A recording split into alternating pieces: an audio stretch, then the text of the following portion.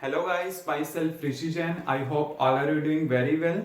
Now students, in continuity with the previous important questions related to the current electricity, we have the next question is specific resistance of copper, silver, constant and R. मतलब specific resistance का मतलब क्या होता है? Resistivity.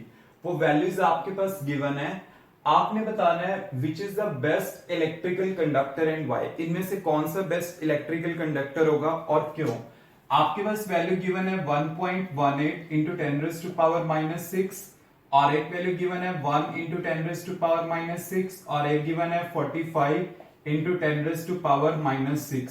तो आपके पास क्या है स्टूडेंट, ये फर्स्ट वाला कॉपर के लिए है, ये सिल्वर के लिए है, और ये किसके लिए है? कॉन्स्टेंटन के लिए. क्लियर. तो आपने बताना है कि इनमें से मेरे पास कौन सा बेस्ट कंडक्टर होगा और क्यों. क्योंकि देखिए रेजिस्टिविटी जिसकी जितनी ज्यादा हाई होगी, इसका मतलब उसकी कंडक्टिविटी क्या होगी? उतनी ही लेस होगी. तो आपको ये चीज पता है, जो सिल्वर है, क्योंकि 10⁻⁻⁶ तो सब में है, तो 1 है, यहाँ पे 1.18 और यहाँ पे 45 है. तो ये सिल्वर के लिए जो स्पेसिफिक रेजिस्टेंस है वो क्या है? सबसे कम है. इसका मतलब क्या है कि इसकी जो कंडक्टिविटी है वो सबसे ज्यादा है. अगर इसकी कंडक्टिविटी ज्यादा है तो इसका मतलब क्या होगा? It will be act as a best conductor. Clear students. तो इसका आंसर आपके पास क्या होगा? सिल्वर होगा. मतलब आप इसका आंसर लिख सकते हो silver will be the answer. क्यों होगा आपके पास ये आंसर? क्यों? क्योंकि इसका स्पेसिफिक रेजिस्टेंस सबसे लेस है और इसकी कंडक्टेंस क्या होगी? हाई होगी. Clear. And now student, next question is the potential difference across a given resistance is changed so that heat produced per second increases by a factor of the 16. ठीक है, आपने बताना है बेसिकली यहाँ पे कि the potential difference across a given resistance is changed so that, कि वो चेंज हो रहा है potential difference किस तरह से कि heat produced per second increases by the factor of the 16. By what factor does the applied potential difference change? आपने बताना है कि अगर आपके पास हीट प्रोड्यूस्ड पर सेकेंड, हीट प्रोड्यूस पर सेकेंड का मतलब क्या है? h/t.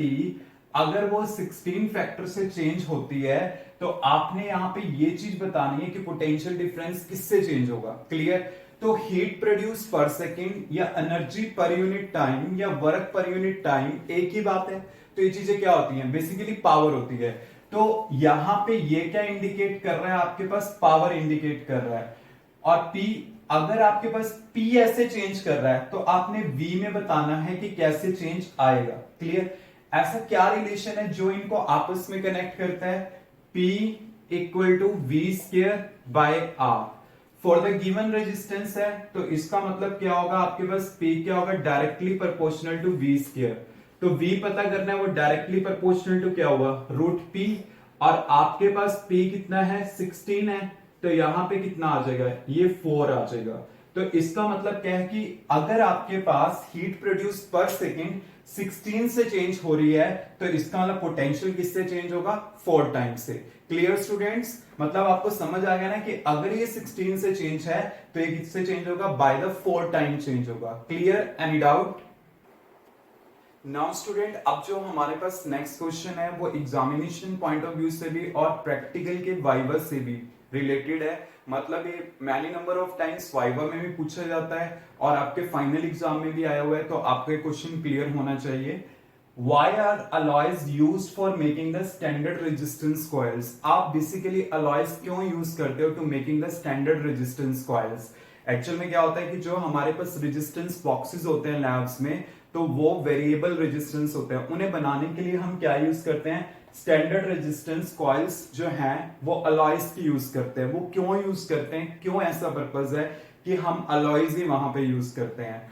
आपने एक चीज पढ़ी होगी, ये वाला relation alpha equal to RT2 minus RT1 divide by RT1 T2 minus T1. अगर आप कंडक्टर के लिए डिस्कस करते थे तो अल्फा का वैल्यू क्या था? हाईली पॉजिटिव था. और अगर आप अलॉयज के लिए डिस्कस करते हो तो अलॉयज के लिए जो अल्फा का वैल्यू था वो आपके पास क्या था? Small positive. अल्फा क्या होता है आपके पास? Temperature coefficient of resistance. Clear. अगर मैं कह रहा हूं यहां पे कि मेरे पास अल्फा का वैल्यू स्मॉल पॉजिटिव है, तो इसका मतलब क्या है कि अल्फा के ऊपर टेम्परेचर, मतलब क्या है कि टेम्परेचर का इफेक्ट है बट इतना ज्यादा नहीं है। मतलब अगर आप टेम्परेचर को चेंज करते हो तो रेजिस्टेंस क्या करेगा, चेंज करेगा, रेजिस्टेंस इंक्रीज करेगा बट इतना ज्यादा नहीं करेगा। मतलब क्या है कि आपके पास यहां पे जो टेम्परेचर का इफेक्ट होगा on the resistance in case of alloy वो आपके पास कम होगा, इसीलिए हम क्या करते हैं यहां पे अलॉयज को यूज करते हैं। क्लियर। और सेकंड इसका रीजन क्या होता है, क्योंकि यहां पे अलॉयज की रेजिस्टिविटी तो आपको पता ही है हाई होती है, तो हम उसके दो रीजन दे सकते हैं, because of the low value या फिर small positive value of temperature coefficient of resistance, and the second is high resistivity. Clear, any doubt students? जो अब हमारे पास नेक्स्ट क्वेश्चन है वो थोड़ा इस मैनर में है कि स्टूडेंट इस क्वेश्चन में कंफ्यूज हो जाते हैं। है तो easy but generally they will be get confuse, क्योंकि थोड़ा अपोजिट सेंस में क्वेश्चन को पूछा गया है। लेट्स सी कि क्वेश्चन है क्या हमारे पास, two material silicon and copper are cooled from 300 kelvin to 60 kelvin. मतलब क्या, उनकी कूलिंग करी गई है basically. What will be the effect on their resistivity, resistivity के ऊपर क्या इफेक्ट पड़ेगा। क्लियर, मतलब टेम्परेचर का इफेक्ट हमने स्टडी करना है। सबसे पहले हमें यहाँ पे ये पता होना चाहिए, जैसे सिलिकॉन है और कॉपर है, ये हमारे पास कौन से मटेरियल है। स्टूडेंट ऑलवेज रिमेंबर, सिलिकॉन है या जर्मेनियम है, ये हमारे पास क्या होते हैं, सेमीकंडक्टर। ये हमारे पास कौन से मटेरियल है, सेमीकंडक्टर। और कॉपर हमारे पास क्या है, कंडक्टर, और we can say metal. Clear. तो आपको यहां पे क्या करना है, कूलिंग करेगी है। कूलिंग में मतलब क्या, टेम्परेचर डिक्रीज कर रहा है। अगर आपको डिक्रीज वाला नहीं आता, आपको सिंपल तो पता है ना कि जब आप टेम्परेचर को कंडक्टर के केस में इंक्रीज करते हो, मतलब कंडक्टर के लिए जब आप टेम्परेचर को इंक्रीज करते हो तो रेजिस्टिविटी आपके पास क्या करती है, इंक्रीज करती है। क्लियर।